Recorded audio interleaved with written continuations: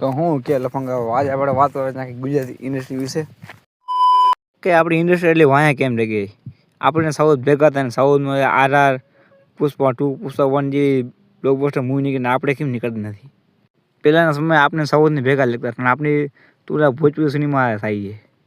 એનું કારણ શું? આપણી ઇન્ડસ્ટ્રી 1980માં 1990માં બહુ સારી સારી ફિલ્મ આપી છે, જેમ કે વીર માંગડાવાળો, જેસલ તોરલ. એ સમયના એક્ટરને આખી અલગ વાત હતી. ઉપેન્દ્રભાઈ ત્રિવેદી, નરેશભાઈ કનોડિયા, શું એક્ટર હતા બધા, દિગ્ગજ કલાકાર બધા. ત્યાં આટલી ટેકનોલોજી પણ નથી ને ત્યાં કંઈ નહોતું, તોય પણ એ મૂવી બધી સારી હતી. એના પછી જનરેશન આવી ગોવિંદ ઠાકોર, વિક્રમ ઠાકોર. એ સમયના ગીતની પણ આખી અલગ વાત હતી. અને અટાણા ગીત તો તમે સાંભળો.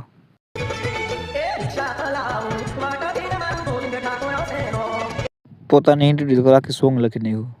અને આ વચલી જનરેશનની મૂવી તમે જો વિક્રમભાઈની, જેમ કે પાટણથી પાકિસ્તાન, બીજું તારા કોઈ ગમતું નથી. હવે હું એમ કહે કે જેસલ તોરણ, વીર માંગડા હોય કોપીડ ફિલ્મ હતી, કે જૂની કહાની વાત હતી.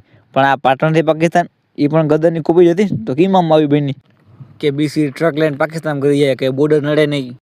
અને કરેક્ટર નામ એવા અશરફ અલીનું રિપ્લેસમેન્ટ બશીર ખાન, અને તેના સાઇડ એક્ટર જેમ કે આ સરદારજી.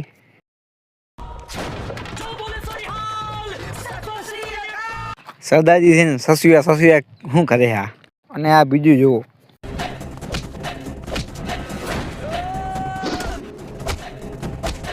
બીસી આ 5 ફૂટનો પઠાણ 4 ફૂટના ઠીણે પર માર ખાય. અને બશીર ખાનના આદમી આનું એક વાર તમે જુઓ.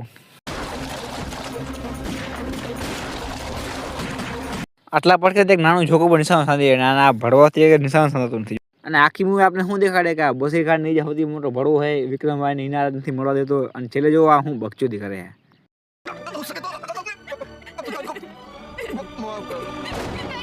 હાલો તો લફંગવા વિડિયાનો ટોપિક આવું ફરી ગયું, પણ હવે વાંધો નહીં. હવે મોડી હું કાલ ન રોશે તો તારણ બાય બાય.